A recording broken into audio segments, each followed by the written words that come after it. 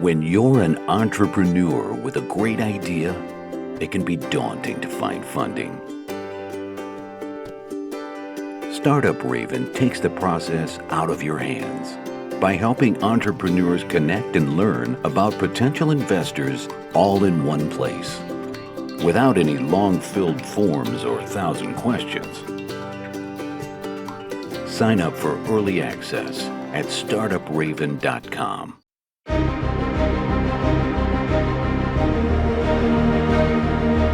Welcome to Startuprad.io, your podcast and YouTube blog covering the German startup scene with news, interviews, and live events. Hey Chris, can you hear the sound of approaching Easter bunnies? I'm not sure. I'm not sure. Guys, hello and welcome to this month in GSA Startups, March 2023 edition. Welcome to our March news wrap-up with the most important news from the startup scenes in Germany, Austria, and Switzerland, sometimes even little Liechtenstein. We do this in 30 minutes or less, and therefore I would like to welcome my co-host and co-founder, Chris from New York. How you doing, man? Hi. What a calm start to the show. I enjoyed it. Yes, we try to be very smooth today. We follow with our news the top-down structure. Top news followed by a bird's eye view at the startup ecosystem. Next, deeper looking at interesting startup cities. And we end with the general news. For those of you who are really serious about startups, there is even a collection called Stay Ahead of the Curve, where we share interesting reads, articles, studies, and podcasts. Chris is in New York. I'm at Frankfurt. As we've said, we recorded this news on the 27th of March.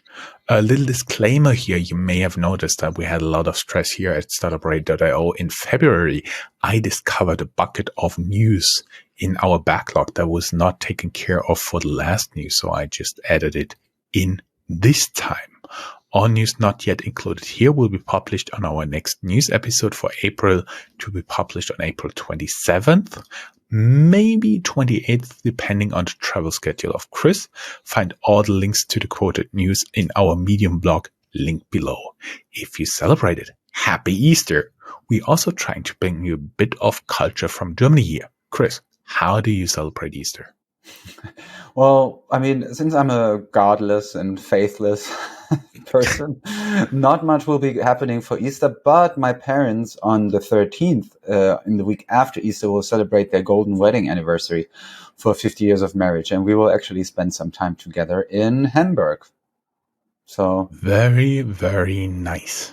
That's the thing I believe in, the marriage of my parents. There you go. That is nice. Also, what is pretty common is what I do. For example, I have two little boys. I go in the front garden, and the Easter Bunny goes with me and places their little treats and little presents all around the place, and they can run and fetch everything they can. Also, what is traditional is a carrot cake, at least for me and my family. And around Easter, you usually eat lamb. True. Yeah. Anything else you could add? No, just hiding the eggs. And like as a kid, it was always very exciting for me to look for the eggs and the sweets. Usually in the laundry machine. The laundry machine was always a hiding place. I think I already like your parents. A little note: on the day of recording, Germany's long distance train was shut down and a lot of airports. Only the departures. I heard you could still arrive, for example, in Frankfurt, but for many airports here in Germany, it was basically locked down due to a strike. You are more the person who really gets this neatly wrapped up in your nightly newsletter. I once heard for more than 50,000 subscribers. Can you explain a little bit what is going on, since we try to do a little bit more than just the startup news here? Yeah, I mean, I guess it's very interesting since we're right now in the middle of this conversation. So probably when you are hearing this, things have developed a bit differently. But yeah, it is one of the biggest strikes in Germany of the past decades. There were basically no trains running. Mostly like the big airports were shut down. But also from what I read so far today, as like a first little wrap up of it all, was that it actually went quite smoothly, and people are still a bit on the side of the workers, I would say.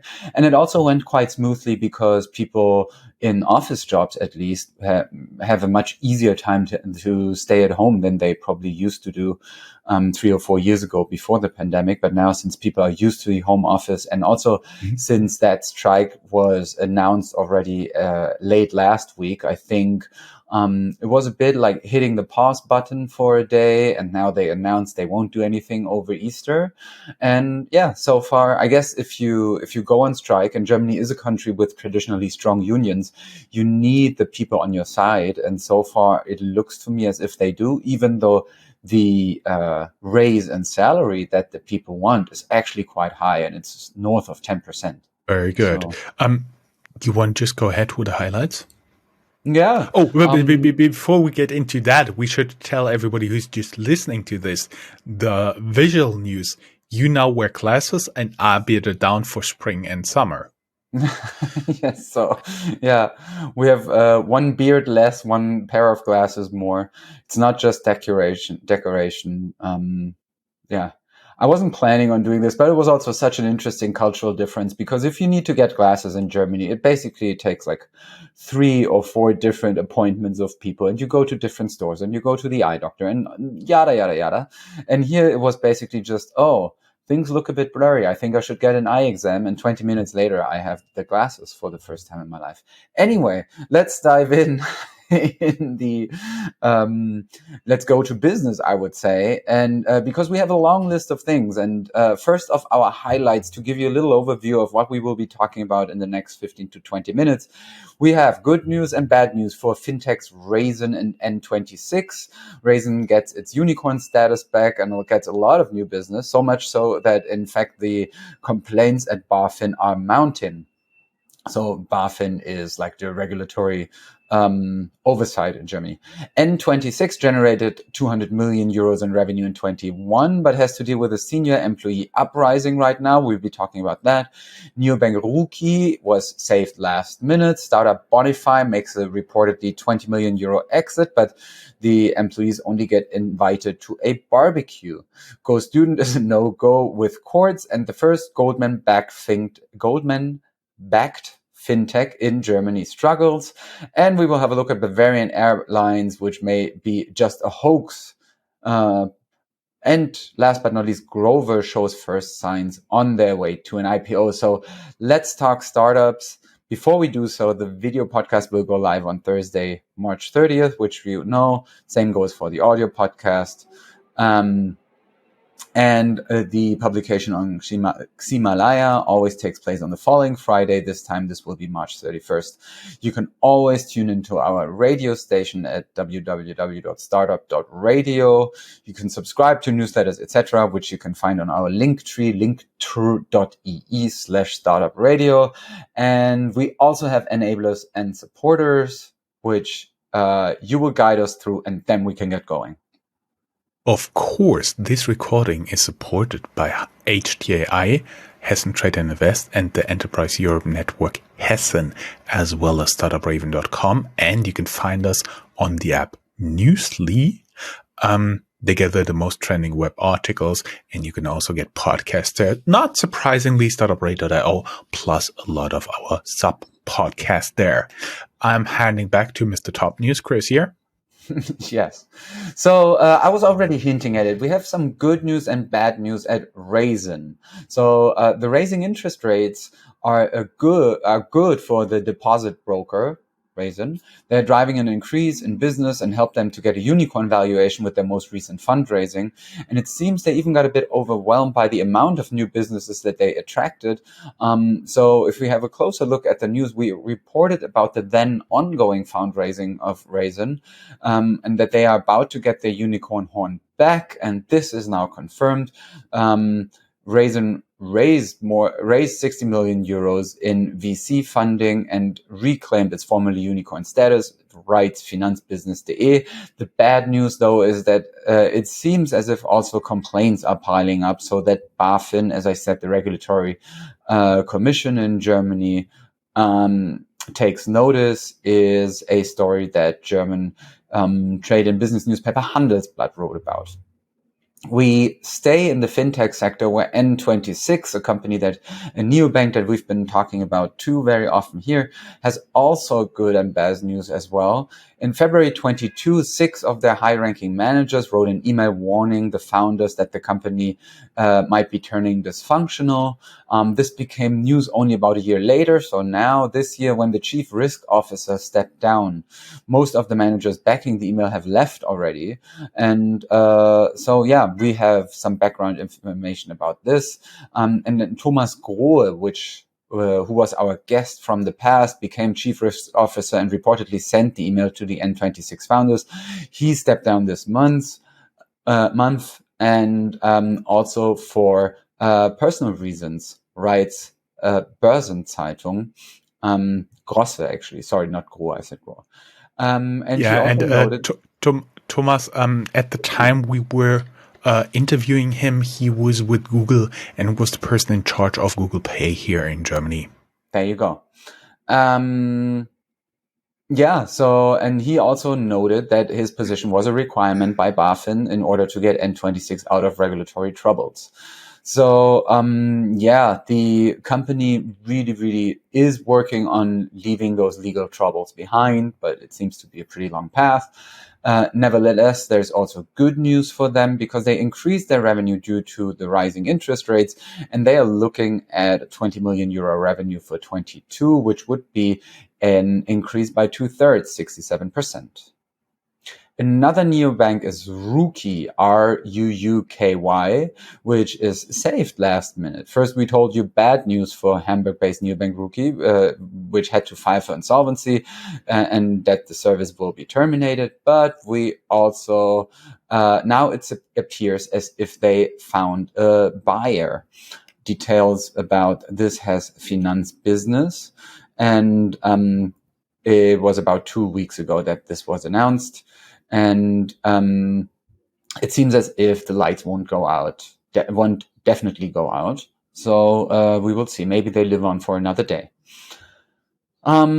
And then there's the questions of whether you should get millions or an invite to a nice barbecue if your founders can get an exit for what you build. The German startup Bonify was bought by the largest credit bureau in Germany, Schufa, for 20 million euros, and the employees only got a barbecue. The problem was the company did a down round, and with the liquidation preferences, meaning who gets paid first, there was nothing left for the employees with stock option plans. So, well, that was better, some good German sausage going on there. Go Student, on the other hand, gets legal headwinds. They got another court ruling against them. First, a Cologne court agreed Go Student showed anti-competitive behavior. Now they got a setback with an Austrian ruling against them for automated contract extensions of the clients. And so there was already also a partial sentencing, all of which you can read more about in the show notes. And Goldman Sachs backed up startup Has to Fight. We had them as a guest back in 2017, and they made headlines as Germany's first startup investment by Goldman. Now they have to fight. It's called Elinvar, Elinvar. It's a fintech that lost a third reference customer, Warburg. They ended the cooperation with Elinvar after 5 years. They also lost since September Fürstlich-Kastellsche Bank and DKB. So also rather bad news on that front for this fintech startup. And we have news about Bavarian Airlines. It was supposed to be a new and upcoming airline. And now questions arise. For example, the founder claimed to be 18, but he's only 15 years old, which, I don't know. In my book, it doesn't neither sounds very trustworthy for a CEO of an airline. None of the required paperwork to establish German companies has been filed. The not so long past of the founder is littered with website of financial service companies that are offline now. And it seems nothing of that story was true. Also, a complaint with legal authorities has been filed. So we will see. Better news, on the other hand, are there for a German unicorn called Grover. It's a gadget renting company, which was able to lure an experienced CFO away from Lilium, and which is therefore regarded as a first step towards an IPO a few years down the road, maybe. You can read more about that also in the show notes, and there is a story about that in Handelsblatt as well. This is it for the top news. We will talk some housekeeping and brag a bit. Which is your expertise? I actually skipped the bragging, even though I was quoted in Forbes last month. But that is a completely different topic. We have for EU Startup Summit 20% off. It's taking place in Barcelona, April 20 and 21st. If you're there, just let me know. The code is Startuprad.io 20. Tech Open Air also takes place on July 5th to 7th in Berlin.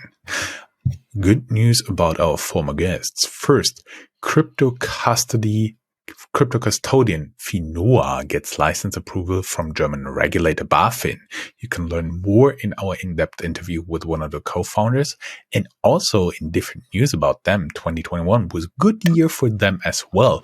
They increased their revenue from 550,000 euros in 2020 to 13 million in 21. That's what I would call growth. Berlin-based Monite raises 5 million in seed for embedded B2B payment platforms. Of course, you can learn more in our interview with the founder. Going a little bit more into the ecosystem view, our friends from Equidem, of course, interview down here in the show notes, have an update on startup valuations in Europe for February. The state of startup valuations, have a look down in the show notes. First, there have been lowered valuations, but the outlook is better. Talking about hubs here. Germany has a federal tradition. That means it is much less centralized than other countries. For example, Germany's highest court is in Karlsruhe, the federal employment agencies in Nuremberg, and so on. Therefore, not all startup activities happen in Berlin, only depending on what you're looking at, around 20%. Munich only has around 8%, so there's a lot of startup activity, more than 2/3 going on outside here. Let's talk about my home turf, Frankfurt. Frankfurt-based CAPTIQ raised undisclosed amount in a VC round. And Compredict, one of our guests, visual sensors are changing the future of connected mobility, writes Tech EU. You can learn more about the company and our interview with them, published in September 2022, talking about being ahead of the curve. Hamburg-based Impossible Clouds doubles down on multi-service cloud solutions with HV Capital and 1KX, leading a 7 million seed round. Of course, also euros. Chris, I heard you like Düsseldorf. Hey guys, this is Joe from Startuprad.io. Today I want to introduce you to our newest partner, Newsly. Newsly is an all-in-one audio app for iOS and Android. It picks up the top trending articles on the web on topics you choose at any given moment and reads them to you in a natural human voice. We are also available there with all of our podcasts. Subscribe now and get 1 month off the premium subscription with the code StartupRad, STARTUPRAD on newsly.me. I mean, especially given what we are going to talk about, because there's a Berlin-based prop tech startup called Myne, MYNE, and they are brokering shared ownership of villas. After raising 23.5 million euros, they now bought their Düsseldorf-based competitor Villa Circle. They are planning to expand in Europe and want to establish a sharing model for villas and vacation homes. In Bruchsal, close to Karlsruhe in southwestern Germany, there's Volocopter, which got the Sumitomo Corporation from the Fortune 500 to invest in a Series E funding and become a strategic partner for a market entry in Japan. Volocopter is still a company where a lot of balls are in the air, and it's going to be very interesting to see which of them they will be able to catch in the future. In Tübingen, not far away, also in southwestern Germany, Amazon opens a new AI research facility in Tübingen, which also led to a lot of German politicians wanting to have pictures taken there because AI apparently is the hot shit. And in Heidelberg, you can also meet Aleph Alpha, Germany's best competitor to ChatGPT. Yes, we are both suffering a little bit from hay fever, I think, right, Chris? A little bit of hay fever. I also have to meet myself from now And on. I also have the eyes are turning. Yeah, let's not talk about it. It's aging. Anyway, we can only recommend to read about Aleph Alpha because it's really interesting, and I think everything that that helps you understand the ongoing AI ChatGPT landscape is helpful. And this is even an article from FAZ. So there you go. So yeah, so a paper similar to the likes of the Washington Post, let's say. In Bochum, which is in Western Germany and is a city that is still famous for still having an opera house that shows Starlight Express after decades. But Bochum also has the Edgeless Systems startup that raised $5 million for public cloud security. In Jena, in Eastern Germany, known a lot for optics. There is Jena Batteries, a company building circ batteries, had to file for insolvency. Moving on to the south of Germany, to other German language countries, namely Austria, the AI startup Magic_Dev raised $23 million from investors, including Google. Austria's Finmedics puts AI in the hands of accountants and raises 6 million euros. And then our question is a word I learned, or word play, I should say, I learned just now. Could you name a Sunicorn from Austria? Which company is soon going to be a unicorn? And you could try Refurbed, a marketplace for used electronics. In Switzerland, we have found news about the largest online comparison portal in Switzerland, Comparis, which is under scrutiny by the finance oversight body FINMA. They now have to axe at least 10% of their workforce. Nuima Pharma raises $112 million in a Series B financing, and former Uber executive Steve Salom was tapped by Switzerland's ACE and Company, tasked with launching a 150 million euro Swiss-focused fund. ACE, or ACE, is a global private investment platform. That means you cannot directly pitch them. So much so for the different cities and all the different areas in which in Germany startup activity is happening. Moving on to some more general news, tech news, and the company news section. Good Lord. Oh, Lord. New VC funds and how to pitch them.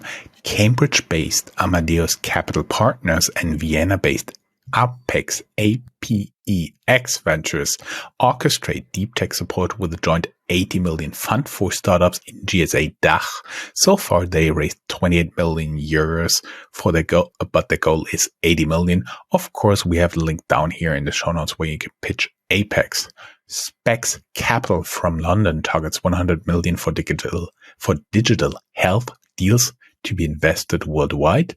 Note the fund is targeted, not raised yet, so you cannot pitch for money there. And Partech closes Africa 2 fund at 245 million euros.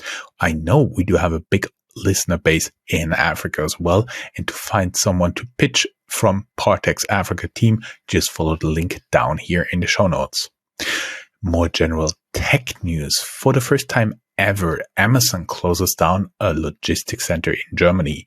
The building outside of Germany is too old and cannot be updated. The employees will get other offers. Nestlé invests in Munich-based drink startup YFood and gets many negative reactions on Twitter. Apparently, they didn't pay attention about the Anker crowd and other deals.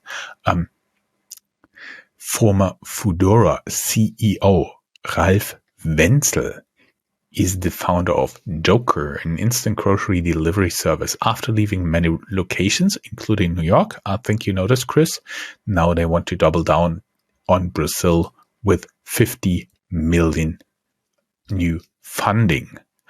Then there is Schumpeters schöpferische Zerstörung, meaning creative destruction, still ongoing. Schumpeter was one of the most influential economists of the 20th century, Austrian guy, and he coined the term creative destruction, which means in German schöpferische Zerstörung. You can learn more about him in the Wikipedia article we linked.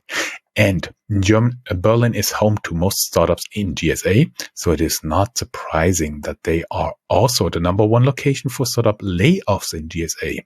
We are sure the city is not proud of this first place. One football Berlin-based app gets to lets go more than 1/3 of all its employees in 2 downsizing rounds just weeks apart. First 60 employees had to go, now 150 will have to leave. Banovo offered bath refurbishing for fixed price and got to 8-digit revenue, but now has to file for insolvency. Hamburg-based Sleeperoo, famous from Germany's Shark Tank Die Höhle der Löwen, has to file for insolvency. Volatile's Lighting has to file for insolvency as well, and get it done. The Berlin-based service startup offered online merchants to sell the services matching their product. Yeah, you can guess it, has to file for insolvency as well. Bigger news was Otto Group, one of the, I would say, Chris, former catalog empires that really digitized itself. It's one of the big groups, and the family behind it became billionaires with it. They are really big in having many different online platforms, and one of them was My Toys, the online shop, including all retail outlets, will be shut down. The press release suggests they were never really profitable, and Corona did the rest. 800 jobs will be lost. Berlin-based cargo bike startup Avocargo has to file for insolvency, and despite raising $15.5 million, food delivery service Yababa has to file for insolvency as well. Chris, that was a lot of creative distractions. You want to be a little bit more upbeat with fintech news? Yeah, fintech news. Just to really very quickly run through this, because it's a lot. The Berlin-based tax app TaxFix, which was coined unicorn in April 22, bought competitor Steuerbot. German finance oversight starts investigations in Uniswap, since they have started marketing to German clients but don't have a license there. Then the payments fintech Data Mesh backs a $30 million Series A, and Deutsche Bank joins as an investor. Finway, a Munich-based expense management startup for small and medium-sized enterprises, raises $10 million in a Series A funding with lead investor Capital 49. After coming for C24 and Solaris Bank just recently, the German finance oversight BaFin now goes after online broker Flatex DE-Giro. It's not like royalty, it's DE as in Germany, I guess. Flatex DE-Giro. Neo broker Scalable Capital. I have no idea. Neo broker Scalable Capital had a big data leak in 2020. They had to pay a penalty, but now a court in Cologne also agreed they have to pay an affected client 1,200 euros in damages. Scalable will not appeal. And Bitpanda Technology Solutions is now available to financial institutions via Visa's fintech partner Connect program. And to end on a high note, we have news about a couple of successful fundraisings. The Estonian Skeleton Technologies powers up with 51 million euro investment from Germany and Saxony, writes Invest in Estonia, which, welcome to our news, I guess. Enepte, a green hydrogen production company based in Berlin, has secured a 25 million euro bearer bond with Patrimonium Middle Market Debt Fund. The Munich-based cybersecurity startup Build38 raises 13 million euros in a Series A funding. Berlin-based Doctorly raises 9.4 million euros in a Series A funding. Backers included the Delta, Horizons Ventures, Speed Invest, Well Technologies, Unique A Ventures, Calm Storm, and Seedcamp. Swiss-based Era Health raises 4 million euros in pre-seed funding. Vision Health raises 3 million euros to finance extended COPD and asthma study for market preparation of Kata, an innovative digital therapeutic for improved inhalation. Germany's Trava raises 2.4 million euros to become the renewable energy supplier. And TrapLinked raises 2.3 million euros in seed funding, writes FinSMEs. There is ahead of the curve. And Chris, we really have to hurry up. We have less than 50 seconds to say goodbye in order to stay below 30 minutes. Honestly, let's do it. All we can say is there's mentions of Krispy Kreme in ahead of the curve. Bye-bye. Oh, and Chris, you owe me a donut today. No background noises. Bye, guys. Probably the mic was just shut off. Bye. Bye.